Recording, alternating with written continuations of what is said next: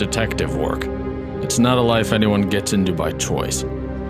Something happens to you, and it drags you in.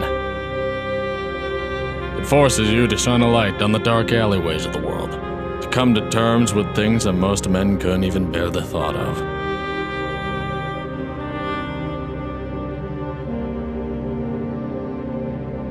It's a lot like black coffee, bitter, unforgiving, a burning thought to welcome in every new day.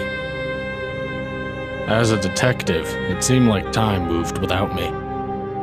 Years went on, and eventually, I was alone, and I found myself unable to change what the world around me had become. But today was different. I had been given a case that was a far cry from the usual. A stolen painting. There was no murder, no foul play. Not my forte. Regardless, I wasn't going to abandon a new opportunity. It was always a safe bet to start with someone who already had a record. It becomes easier to commit a crime when it's how you've always lived.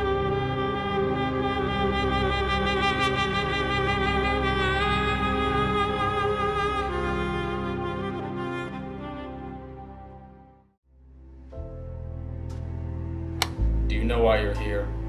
Whatever it's for, I'm not surprised. It's typical of your type to drag out an innocent man like me from nothing. I know who you are, and I have your record. Cut the act. Unless you want me to dig up the evidence I have of that great altar you're at the head of. Alright, look. I didn't do anything, I swear. Painting stolen from the gallery. What do you know? Nothing, man. I know the girl. She's in my art class. She's a nice girl. I'd never steal from her. It became apparent the boy didn't know anything. I could only hope the artist might have more information.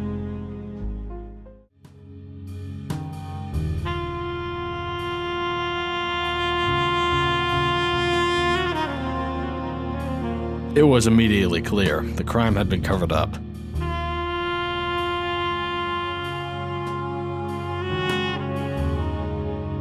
No broken glass meant the thief had a way to get in, a way that could be followed. What motivation would an artist have to steal their own work? Shame for what they've created? A grab for attention? It's hard to imagine, but if my life has taught me anything, it's that no suspect is impossible.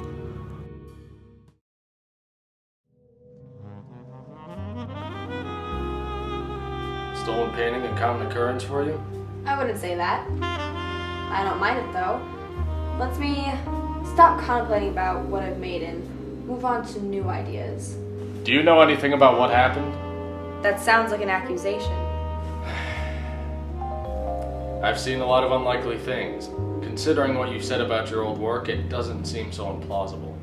You're wasting your time. Normally, I would have a quick counter for that rebuttal. But after hearing those words, I found myself struck by the unfortunate truth of their implication. Thank you for your cooperation. I wasn't getting anywhere, and I knew it. I didn't always work alone. When my former partner left, I told myself I'd never need his help again. Unfortunately, I didn't have a choice. Earlier in the day, I'd finally pinpointed his hideout. So once I was out of leads, it was time for a chat with an old friend. Maybe I wanted you to find me. Can't imagine why. We made a good team. Can't deny that. But you know the reason already. Why you decided to give up detective work to fall into a life of crime? What makes you any different than them? You're wading through the grimy underside of the world just like they are.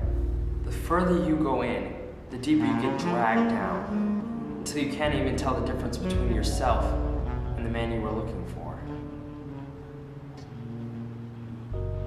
What do you know about the painting? I suppose I shouldn't have expected otherwise. You were always looking for answers, never taking the opportunity to stop and think if you actually had a chance of changing anything. You abandoned everything you had. I have the painting. I'm not going to say how I got it, but suppose I owe you a favor. Take the key. It's in the back room.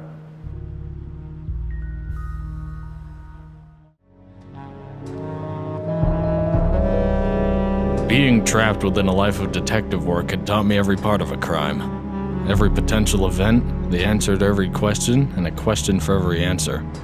But suddenly, I was lost. I could never really decipher what I found that day. All I knew was that the ending of that case would be the beginning of one much larger. After all, detective work isn't a life you get into by choice. Something happens to you, and it drags you in.